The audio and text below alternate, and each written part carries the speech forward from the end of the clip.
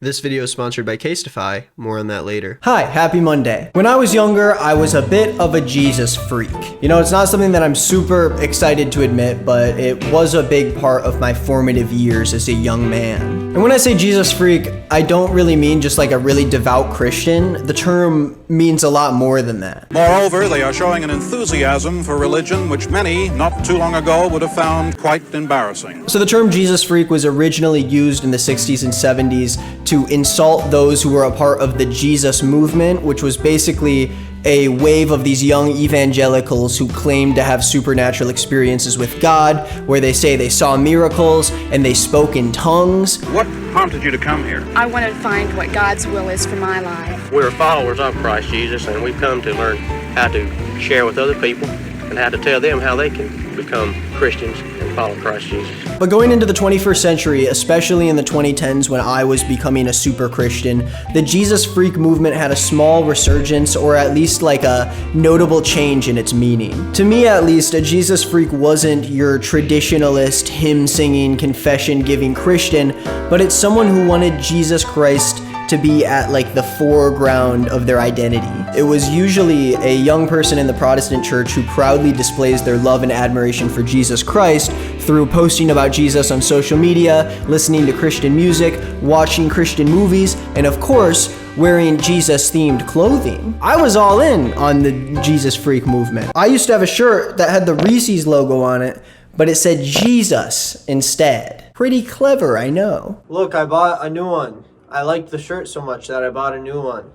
That's it. My Jewish friend might volunteer every Saturday at the homeless shelter, but I have a funny shirt, so I get to go to heaven and he's gonna rot in hell. All jokes aside, I want to make it clear that this video is a reflection of my own experiences, and although I may make a lot of jokes about organized religion, I don't have any malintent towards those who follow it or identify as a spiritual person. This video is about the products that came as a result of a particular religious wave rather than poking fun at the people who identified behind that movement. But moving on. Jesus freak culture in the 2010s was a real sight to behold. Because of the growing number of young evangelicals who wanted to show Jesus Christ as a part of their identity, there was also a market to sell to those people. And the potential for consumerism under this identity was not only an opportunity for Christians to spread the word of Jesus Christ in a cool, casual, and fun way, but of course it was an opportunity for them to make a lot of money off of that. Why buy an album by Eminem? I mean, it's kind of like I've been playing gay peekaboo. The literal devil preying on young men who want to be cool and drink beer, when you can instead buy an album by a Christian rapper who promotes good ideals and beliefs and also sounds sick on a beat. I'm getting ahead of myself. I'm just excited to show everybody a little bit of Christian rap, but let's move on from here. Why buy this awesome graphic tee when you can get this one instead? Why watch this lame movie when you can watch this one instead? Why drink tap water when you can drink these bad boys? Look at them. They're so scrumptious. I want to drink them. Now, in all these scenarios, you have the choice over these disgusting secular options, or an option that not only gives you some identity and purpose, but it also grants you a one-way ticket to heaven. And of course, buying Christian-themed items has never been like a pillar of the Protestant church, but nevertheless, the temptations of secular media and culture is a scare tactic that is commonly used in the church, and my generation was told that these things would lead us farther from God, so we better stick to the good stuff. The good stuff being a t-shirt that says "called to duty" instead of "call of duty." You know, like it's a parody. Like instead of bombing villages in the Middle East, we're bombing our friends with the knowledge and love of Jesus Christ. Since my time as a little Jesus freak, a whole lot of stuff has happened. I grew into my own as an adult, and I experienced some very intense repercussions to the guilt and fear I had through being a Christian that still affects me to this day. I mean, the reason why I stopped posting for a while was arguably a result of these deep-seated anxieties that I had from the church as a young kid. But that's a story for another day. I made a video about that stuff like forever ago, and it's still an issue. It's still an issue. As my time away away from this culture grew, I just sort of became more and more aware of how uncanny and odd the consumeristic world of Christian culture really is. But not only that, but I also became more aware of how bad and poorly aged it really is. So today I want to go through different industries in mainstream entertainment and see what evangelical culture did to Jesusify these products and ask ourselves whether they are effective as religious propaganda. Will these things convince more people to join Christianity and thus buy more products? That's not me saying that that's what Christianity is built on. I'm just saying that's what these people who sell Christian products are built on. And to kick us off with this, I want to start with movies. Christian cinema has long been a staple of the movie industry, from Passion of the Christ to, well, that's the main one. That's the one everybody knows. I don't know. For me, the first movie I can think of is 2014's God's Not Dead, a film directed by a guy named Harold Cronk that stars the guy from Good Luck Charlie. So the summary from what I can remember is that this student at college is told by his atheist professor to write an essay about how God is dead, and instead he goes on a journey to prove him wrong, and then in the end he wins, and the professor gets hit by a car or something. It's been 8 years since I saw this movie in theaters, and I always have wanted to revisit it as somebody who is not a 15-year-old boy anymore. God's Not Dead cost about $2 million to make, but it made a jaw-dropping $64 million in the box office. It made more money in the United States than the goddamn Grand Budapest Hotel, and it had like 8% of the budget. Despite the outstanding success from Christians who went to go see the movie, the critics weren't as impressed, giving it a 12% on Rotten Tomatoes. So let's jump in and talk about all my favorite parts of God's Not Dead. So I wrote that last part of the script before I actually watched God's Not Dead, and holy shit, this is like a real roller coaster of a movie. Even though I'm gonna explain like my favorite parts of it and basically spoil the whole movie, I still recommend that you watch it with some friends because it's a really good movie to watch with your friends. I think you'd have a very good time. Religious propaganda aside, it is pretty hilarious like how bad it is. And some of you might recognize that the film was released through the distribution company PureFlix. So the first thing I have to get out of the way is just overall how bad and over-exaggerated all of the acting and the dialogue is. What were you trying to prove? I'm not even sure there are words to describe what I'm feeling right now. That's like most of the movie. Characters constantly contradict their motives and their values, and the story is very self-victimizing and focuses solely on the agenda of the film rather than the quality of anything they're actually making. But I'm getting ahead of myself. Let's talk about the plot of the movie. So God's Not Dead is this movie that sort of revolves around 5 different storylines of groups of people and their journeys with Christianity, I guess. Now, this isn't really an ensemble cast movie. It feels more like they had a movie that couldn't fill the space of an entire movie, so they got all these other little plots to like fill in the gaps. And almost every person of color in the movie is some sort of like exaggerated stereotype. You've got the Chinese transfer student who is tested out of all of his classes because he's super smart, except for philosophy, which he has with our main character, Josh Whedon. So Josh ends up teaching him about Jesus and saving him from his super strict dad who does not want his son to believe in an invisible God because he's so strict and Asian. But spoiler alert, the white boy prevails and saves him. What does PRC stand for? People's Republic of China. Oh. Seriously? You've got a Muslim girl who has a strict dad who forces her to wear a head wrap and follow Islam, but she listens to Christian sermons on her iPad, and then when her dad catches her, he kicks her out of the house, and then she finds a nice white man who teaches her about God and saves her. Yay! You got an African out-of-town pastor who is in the trenches in Africa teaching young kids about Jesus, but comes to America and laughs at all the silly problems that us Americans worry about, like our car batteries dying. This guy's pretty awesome though, probably the most level-headed and normal person in the whole movie who has consistent values that aren't contradicted later in the storyline. So our friend Josh Whedon rolls up to Philosophy 101, and his professor is literally just Jordan Peterson if he had more charisma and hatred for God. I hate God! This guy really hates God. He really does not like him at all. So much so that he says on the first day of class that everyone has to sign a piece of paper that says God is dead in order to continue taking the class. Fill in the papers I've just given you with 3 little words. God is dead, along with your signature. But Josh doesn't want to, so the professor says that he has to prove that God's not dead in the span of 3 classes to the rest of the class or else he'll fail. So Josh has this conflict of either dropping out of the class, trying to prove that God is real, or signing a paper saying that God is dead. God wants someone to defend him. Don't be ridiculous. Now he seems to be leaning towards trying to prove that God's real, but his girlfriend does not like this. No, no, no. I love you, but I absolutely forbid you to go up against this professor in his own classroom. Even though they say in the movie that they met when Our youth group collided with mine. she is not supportive of his decision at all. Don't decide who's the most important person in your life. Me? Professor Radisson. What if it's God? She also controls his diet, I guess. Don't be ridiculous. But that has nothing to do with the plot of the movie. So then he decides to defend God, which turns the movie into basically like this TED talk about why God is real. Atheists say that no one can prove the existence of God, but I say no one can disprove that God exists. Now, I'm not here to debate that topic. I'm not here to sway anyone to and from Christianity, but I do want to take as objective of a look as I can into the arguments used on both sides of the debate that is the plot of this movie. And one of my biggest complaints that both sides of the debate used during the movie is the argument of, this philosopher said that God isn't real, and you're telling me God is real.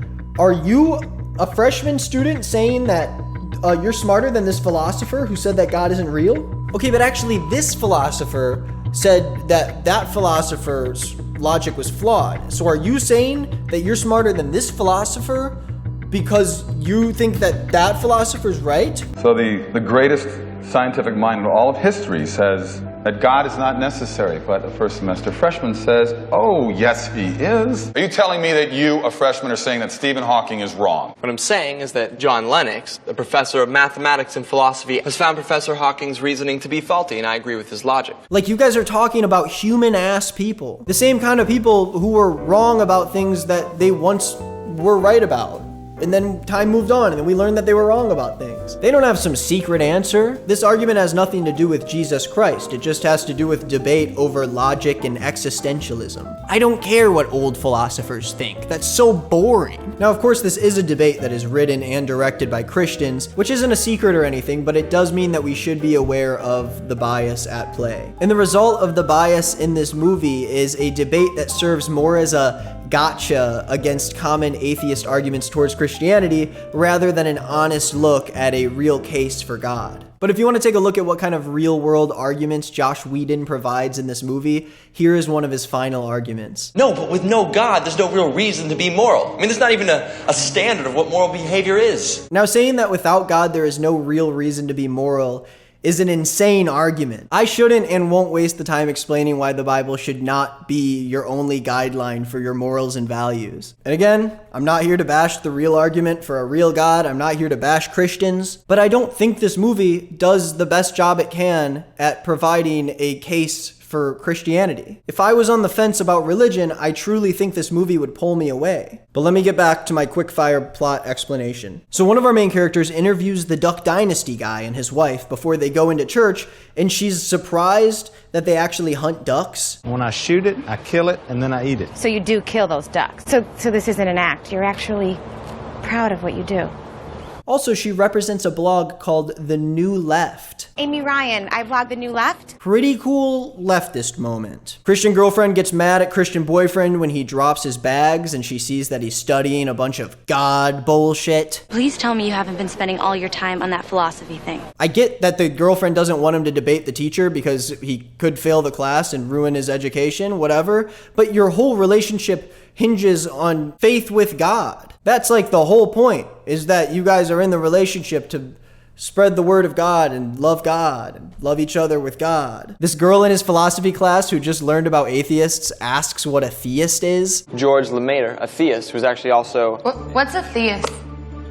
A theist is someone who believes in the existence of God. Based on the 16th century French athéisme, from the Greek, theos, meaning God. Oh, and I do want to talk about how the professor of the class is written to be an actual supervillain who says and does things that are completely out of character for a stoic academic who is highly praised as a professor of philosophy. Do you think you're smarter than me, Wheaton? Lies, lies, and more lies. Life is really a tale told by an idiot. I made a mistake with you. letting you speak in front of my classroom and spew your propaganda. In that classroom, there is a God, and yet I'm him. The slightest bit of pushback from an 18-year-old student, he completely, fully melts down and doesn't know how to handle it. All I have for him is hate. Not to mention that there's also this grand reveal in the movie where the professor fell in love with one of his students. My intellectual rigor falls to pieces the instant I get around you. And almost risked his career doing so. Risk my career by dating her. And she's also a Christian. You know I'm a Christian. The man whose entire personality is being an atheist is in love with a Christian, and he says he wouldn't have dated her if she wasn't smart, but luckily she aced the midterm. As it was, I waited until you aced the midterm. I guess he hates Christians and wants to fail them under any circumstance unless he wants to sleep with them. But her Christianity ends up ruining the relationship later in the movie, so I don't understand how this is just now causing turmoil between them. I'm leaving you. You can't do that. I won't accept it. I said I don't accept that. I won't allow it. Josh just randomly starts yelling in this scene, and I think it's pretty funny. Do you hate God? This is ridiculous. Why do you hate God? Answer the question. Oh, and I forgot to talk about my favorite scene in the whole movie. The leftist reporter lady gets cancer, and when she goes to meet up with her CEO asshole husband to tell him that she has cancer, he tells her to grow up. I have cancer. This couldn't wait until tomorrow. What? Grow up, Amy. Dude, he tells her to grow up because she got cancer. It literally feels like a comedy sketch show because of how goofy the dialogue is. We had fun. You were my hot young girlfriend with the chic job. I was your upwardly mobile, charming, successful boyfriend. But now it's over. So basically, at the end of the movie, of course, Josh convinces the whole class that God is not dead. God's not dead. and this is mostly because he gets the professor to admit that he hates God. But how can you hate God if he's not real? Ah! Why do you hate God? Because he took everything away from me. How can you hate someone if they don't exist? Mind blown! Epic Christian moment. Oh, I got you, I owned you. So then at school, Josh tells Martin, he's like, hey Martin, I got something to show you. And they walk out of the classroom as if they're about to like go see something outside. And then the next scene, they show up to a Newsboys concert at an arena. Hey, you know what? You gotta check this out. Okay, come on.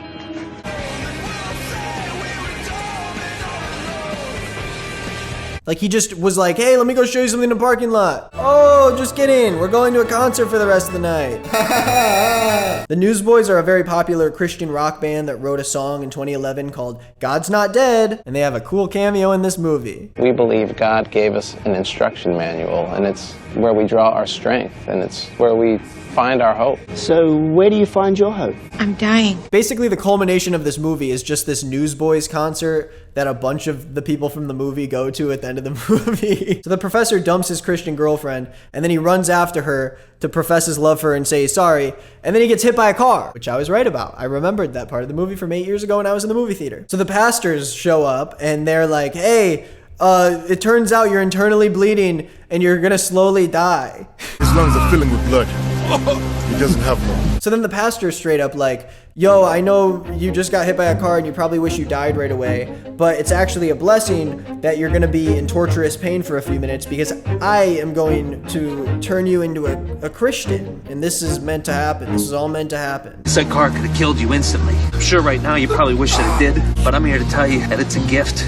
Now, I don't really like this plot point of the movie, and I don't think it's a good look for Christians because it is a common thing for atheists to ask, to be like, hey, if all you have to do to get into heaven is believe that Jesus is the Son of God and that he died on the cross for your sins, then why can't you just do that like right before you die and then go to heaven after like doing horrible things your entire life? You'll immediately be forgiven and go to heaven. And like the Christian answer to that is, yeah, that's how we do it. Jesus died on the cross so he could forgive anyone who accepts him into his life. And even if you are the worst person in the world and at the last second right before you die, you say that you accept Jesus into your heart, then you get to go to heaven. This weird loophole is kind of a thing that Christians accept and agree with, but they don't really bring up often because it's pretty silly. But the end of this movie directly is like, yeah, you can hate God and directly try to turn others away from God your entire life and probably send thousands of potential Christians to hell in the process. But if you accept Jesus into your heart at the last second, you get to go, and you get to get the fruits. You get to get his fruits. And I do want to be fair and say that the Christian response to this would likely be that it's still hard to truly say in your heart. You can't just tell people that you believe that Jesus is the Son of God. You have to believe it yourself, and that can be too hard for someone who's truly evil. And I still think it doesn't really do enough to talk about how the actual effects people have on other people matter and how things you can do can send other people to hell. It kind of assumes that we're all responsible for our own actions individually and we have no effect on others. And that even though environment can play a role in how many sins someone commits, even if that's out of their control, they still have a higher chance of going to hell because of it. Something to think about. And something else to think about is who sponsored this video. Hey, let's take a quick second to talk about our sponsor for the video, Casetify. Casetify is the world's most popular tech accessory brand, making phone cases that protect your phone while also looking slick and sexy. It's no big deal, but I actually have my own Nick is Not Green case, which has references to my channel. It's got my friends running across it. It's pretty cool. And Casetify's new clear cases are the most requested case they've put out so far. These cases are optimized to prevent yellowing, and they have long-lasting clarity with UV Defender technology. Not only will the case last, but the phone inside of that case will be protected too. Casetify's cases exceed the military drop test standard, and every single Casetify case can withstand drops of up to 6.6 feet, and I will prove it with a little bit of a drop test. Okay, here it goes. I'm gonna drop it. Oh! And it's still good as new, besides my crusty little fingerprints. Casetify has so many cases for you to choose from. You can personalize them, you can find different designs, you're gonna find the case that works just for you. Finally, these cases are compatible with iPhone MagSafe, which means that you can wirelessly charge your phone and without any problems at all. So if you're interested in having an awesome phone case, maybe even a Nick is Not Green phone case, just like me, go to casetify.com/nickisnotgreen to get 15% off of your entire order. Thank you to Casetify for sponsoring this video. Let's get back to the fun. And then the credits roll and they show a bunch of cases that this movie was inspired by, none of which actually represented what happened in the movie at all. And that's God's Not Dead. Definitely some of the most fun I've had watching a movie in some time. But as funny as it was, I do want to take a look at the quality of the actual film. Why is it that God's Not Dead sucks so bad? Why is the acting so flat? Why is the writing laughable? Why does none of what the characters do make sense? Look, I know I am in the minority here, but I actually believe in God.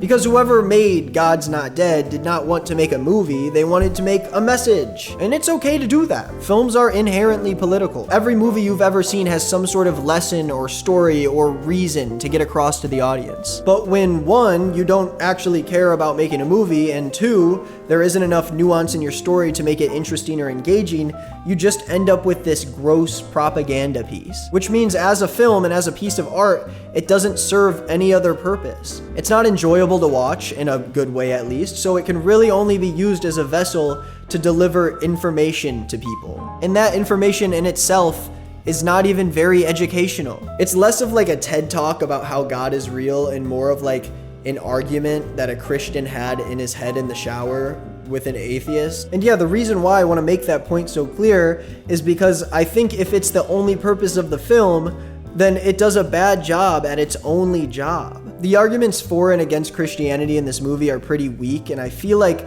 there could have been better arguments for both sides that would have worked better in this movie. I want to make it clear that I don't think this movie is inherently doomed to be bad. There is somehow a good movie somewhere deep in this concept. But if you're going to make a whole film about this subject, be realistic about what kind of conversation would actually take place and try to replicate that in an honest way. Some sort of logic debate over philosophers isn't going to win people over to Christianity. If you are a Christian who is firm in their belief of Christianity, go out and debate someone who is firm in their belief of atheism and see how that conversation goes and put that into a movie. Don't just make up a villain and his arguments or it's going to come off as fake.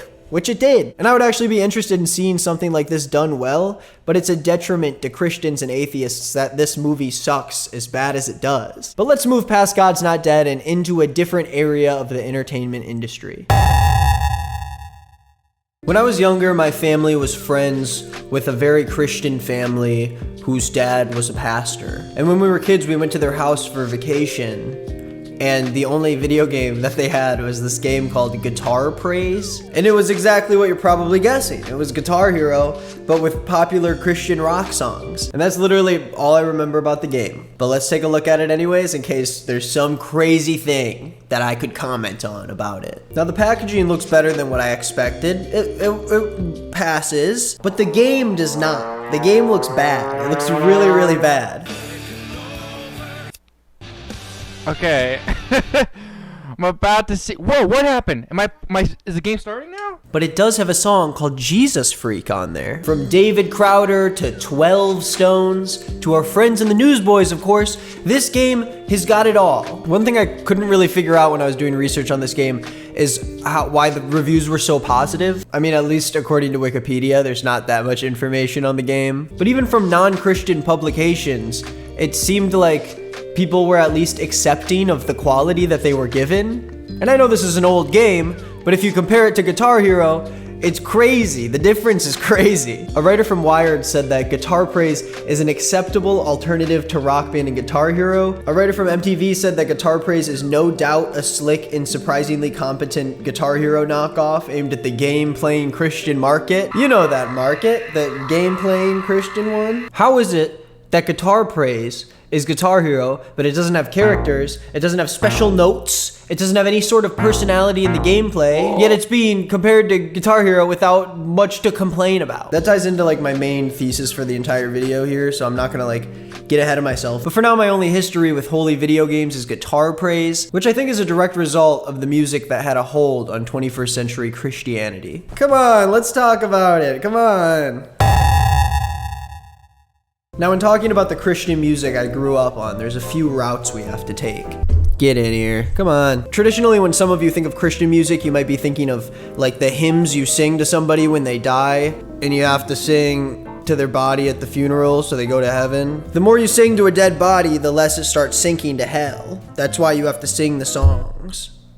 But for me, Christian music was a rock band on stage every Sunday, oh yeah. I'm not sure if you saw that TikTok where this church was preparing for their Christmas service and they had like these drummer boys suspended from wires on the ceiling. That was my church every Sunday. That's not true. They did have like a full band playing on stage, so it was a lot more interesting than like a Catholic service where it's like a bunch of old people and they're like,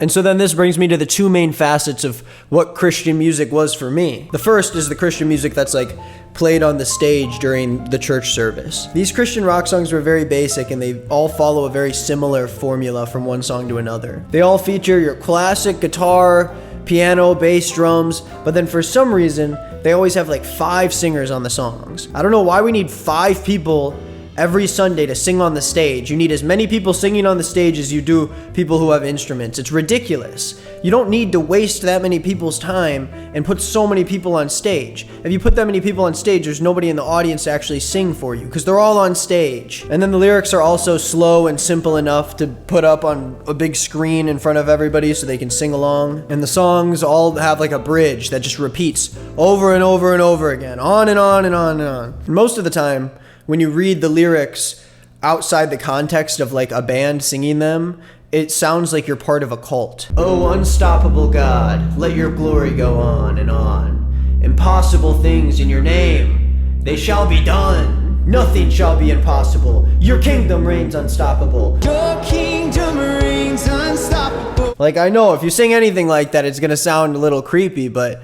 I mean, come on, like, what happened to metaphors? You got metaphors anymore? It's so straightforward all the time with these people. But for today's topic, I want to talk about another facet of Christian music, which is Christianity crossing over with pretty popular secular music genres. And continuing with the theme of looking at art that I consumed as a young Christian kid, today I want to look at Lecrae, a Christian rapper. Man, Lecrae was the coolest. His face weak, he ain't prayed in a week, he wake up and just weep. When you're a young Christian kid who's driven by the guilt of sinful temptations, finding Christian alternatives to entertainment that is usually seen as sinful is really tough. I used to feel bad when I was younger for listening to too much secular music. I used to try to like force myself to like Christian rock. I would just try to listen to it casually. Safe to say that that had transformed my music taste into something that is arguably even worse than Christian music, but that's a story for another day, because I am out of that dark place.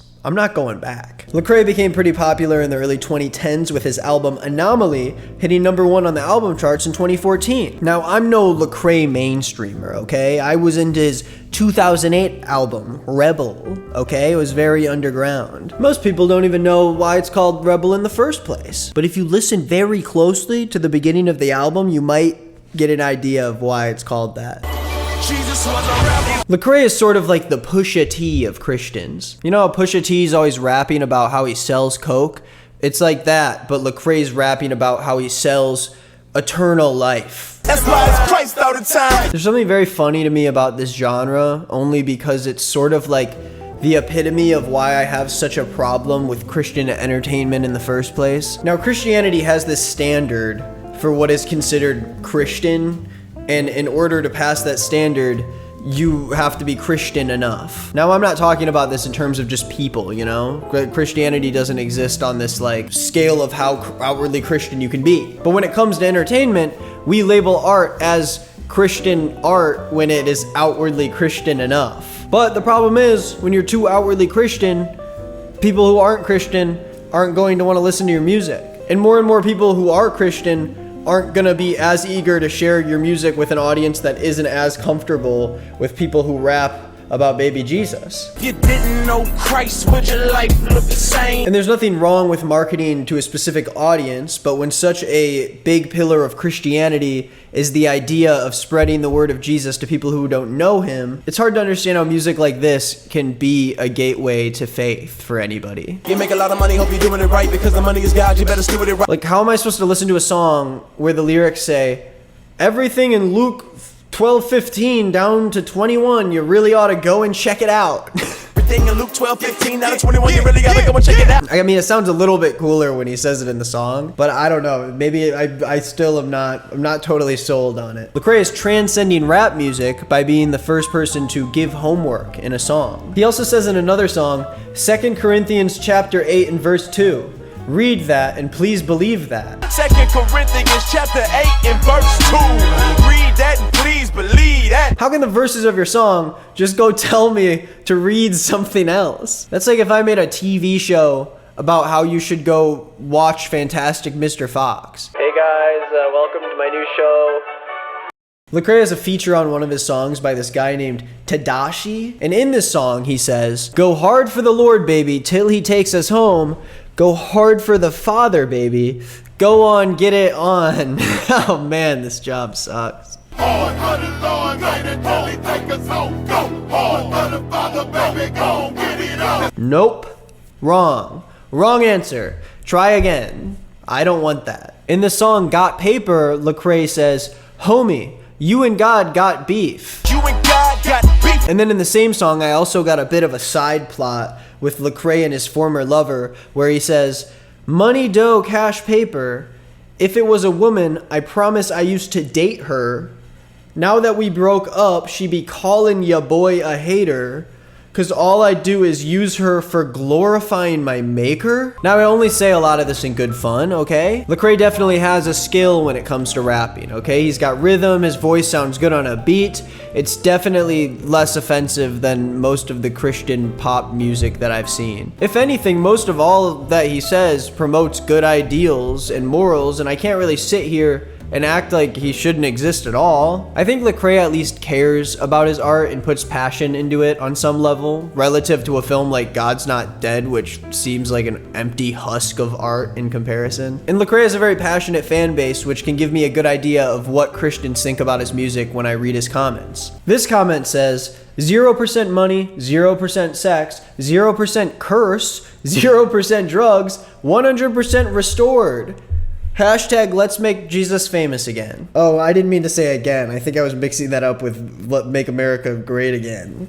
This is always a red flag to me when it comes to people who promote clean rap, because it's all based off of this idea that rap music as a whole is focused on money, sex, cursing, and drugs, and that those things are inherently sinful, which they aren't. Rap is a vast genre of music just like any other genre of music, and it has every type of artist and every niche and subgenre that you could imagine. Rap is an art form, it's not an outline for how to make music. Not only this, but rapping about these topics isn't a bad thing and doesn't make you a bad person. Not only are none of these things inherently bad things, but a lot of music in general is talking about life experiences, and they shouldn't always just be seen as a guide for how to live. I don't listen to Pusha T's music and go, oh wow, he's making a really good case for why I should start dealing cocaine. No, I understand that he has an experience that he wants to convey through his art, and I enjoy the way that he conveys that. I actually had this conversation with my parents in the car one day when I was playing the song Solo by Frank Ocean. In the song, there's a lyric where he says,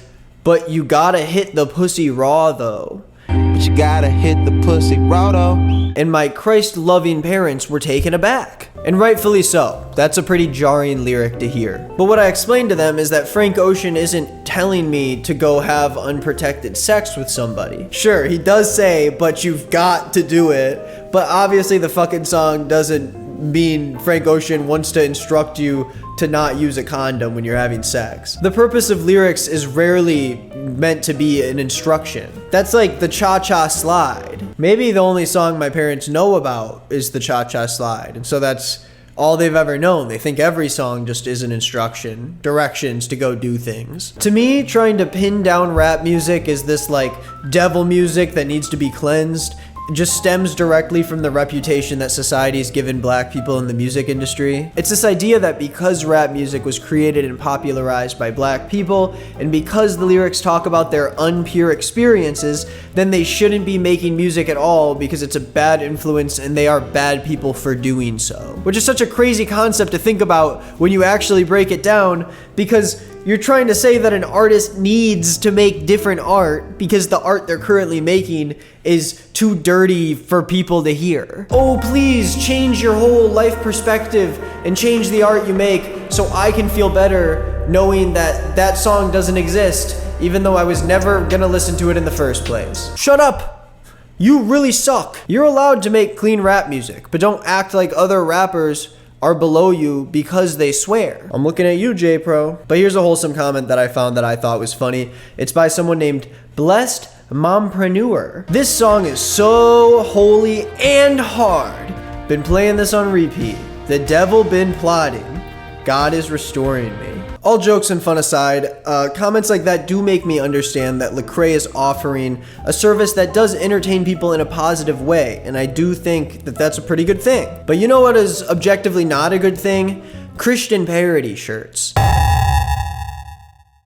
There's something Christians love about just taking something and then Jesus-ifying it. Sometimes they just can't create something from scratch. They just have to draw from some secular bullshit in order to spread the word of the Lord. And this brings us to my favorite genre of Christian consumerism, which is parody t-shirts. And today I'm gonna go through some of these and give you my honest, truthful rating. Now this first shirt looks like a mustard bottle, but it's actually a Bible verse talking about mustard seed faith, which is a big thing in Christianity. Those guys are obsessed with mustard seeds. I've heard countless sermons about mustard seeds throughout my life in church, and I still have no idea what it's supposed to mean. This shirt gets 3 out of 5 baby Moseses. So this next one is a Star Wars parody shirt of a verse that says, "This is the way," which is, I guess, a phrase from the Mandalorian show, but it's also a Bible verse. Very boring, very lazy. 2 out of 5 baby Moseses. Okay, they really like capitalizing on the condiment-themed designs. This one leans less into the Bible verse strategy and more into just having a little bit of loose fun. Catch up with Jesus. Let us praise and relish him, 'cause he loves me from my head to my toes. That's a tomato pun. Wait, what the hell? Are they trying to tell me that's actually a Bible verse? Let us praise and relish him is from 1 John 4:18 through 19. That simply cannot be right.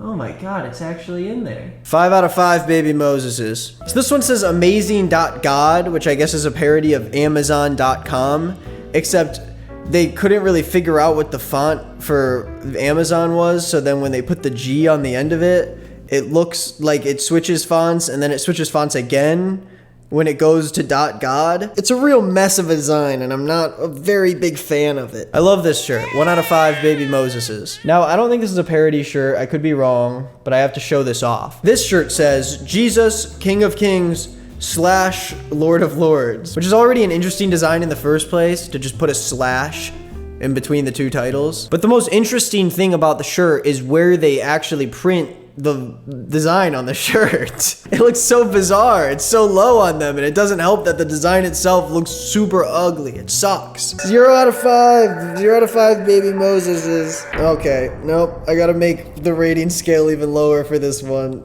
No, that's unacceptable. That's bad. Ah! These parody shirts never end. Sprite, Jurassic Park, Game of Thrones, Got Milk, Land Rover, The Fresh Prince of Bel-Air, Dunkin' Donuts, Lexus, Domino's, fucking JCPenney. Is this a parody of the Intel logo? I don't know. How would I even know? No one is safe from these t-shirt designers. They got goddamn Discount Tire, okay? No one is safe. I feel like after this video, someone's gonna make a Christian parody of my entire career. I'm doomed. But until that happens, let's just continue to make fun of how dumb all of this is. From the movies, to the video games, to the music, to the clothing, it's hard to find authenticity in Christian consumerism. When the agenda takes priority over the actual art, it's hard to feel like these products were made for people to feel closer to Jesus as much as it feels like it was just made for someone to make a quick buck. And that's not to paint Christian art with this broad brush and claim that it's impossible to make genuine, smart, Jesus-based entertainment. Honestly, I think the opposite. I think any belief system has the ability to make compelling and high-quality propaganda that isn't seen as disingenuous, but I think so far it's been hard for Christian mainstream art to find a place in media that feels like it can break out of that cycle. And guess what? I don't have any advice for them. I don't have any advice for the Christians. Why would I need to give them advice? They're not gonna watch my video. They don't care. It doesn't benefit me in any way. I don't need some sort of conclusion for how to help them in this video. I hope they figure it out though. Or not. I don't know. Who cares? Thank you for watching this video. I hope that it inherently changes the way that you think about things and process your ideas in your day-to-day life. Now, I want to clarify again for the 50th time that I don't have any qualms with Christ followers at all. I just talk about this stuff because it's part of my life experience and it's something that I enjoy talking about. So don't take this video as some sort of direction or instruction, you know? It's just a reflection of my own life experience and art. If you like this video, I'm posting new ones every single Monday on this channel. I've already posted 2 the past couple weeks. I'm back for the new year. It's been pretty fun making videos again. I'm happy to be back. Oh yeah. Come say hi to me on social media at nickisnotgreen and maybe I'll say hi back. I'm on Instagram and Twitter, so I'll see you there. I also have a second channel and I have a podcast where I interview people about topics like this, about God and existentialism and religion and all that jazz. So if you like that video, you're probably gonna like that podcast. Okay, I have nothing else to say. Have a good day. Bye-bye.